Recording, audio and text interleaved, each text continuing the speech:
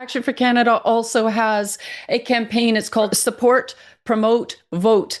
And it says that within churches, within our communities, we need to raise up godly people who are willing to run for office, but they need to be financially supported. They need door knockers. They need your full participation in getting them elected.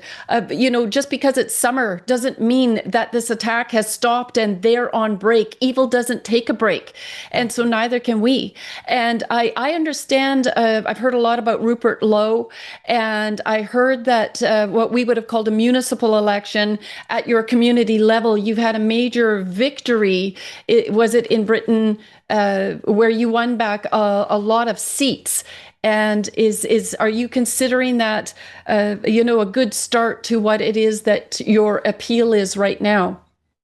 Well, in the last 2 years, we've had general elections and then council elections, what you guys would know as city municipalities or regional elections in Canada.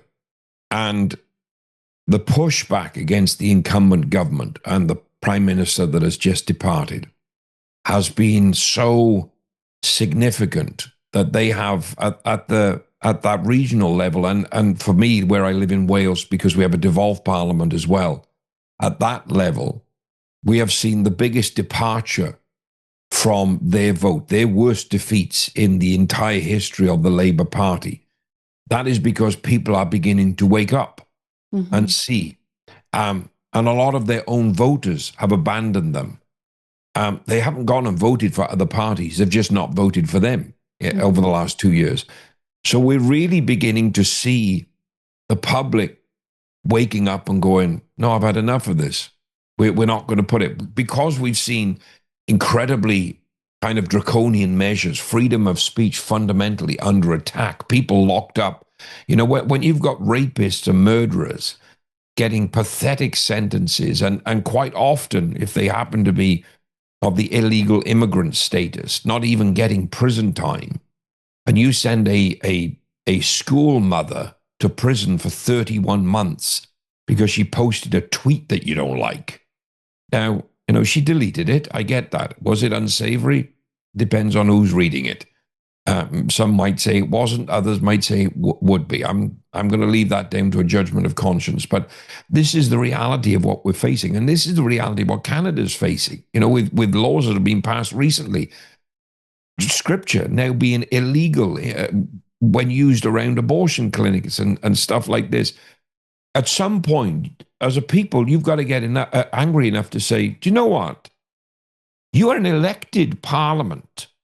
You are a representative parliament. We're not going to let you vote you in and then decide that you're not going to vote. You're not going to do what the people you represent sent you to parliament to do, and push back in such a way that they either comply with the constituencies, or you'll do everything you can to remove them from office.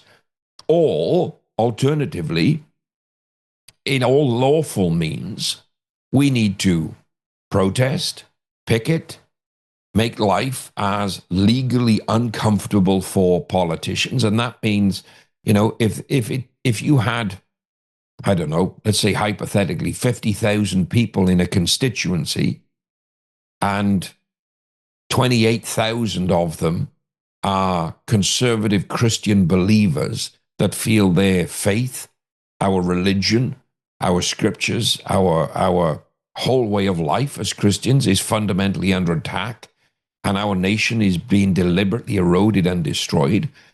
Well, let's file 28,000 lawsuits against a member of parliament. Let's file 28,000 lawsuits against the government, and let's see that replicated in every constituency right across Canada, right across the United Kingdom. So these are the things that we can do.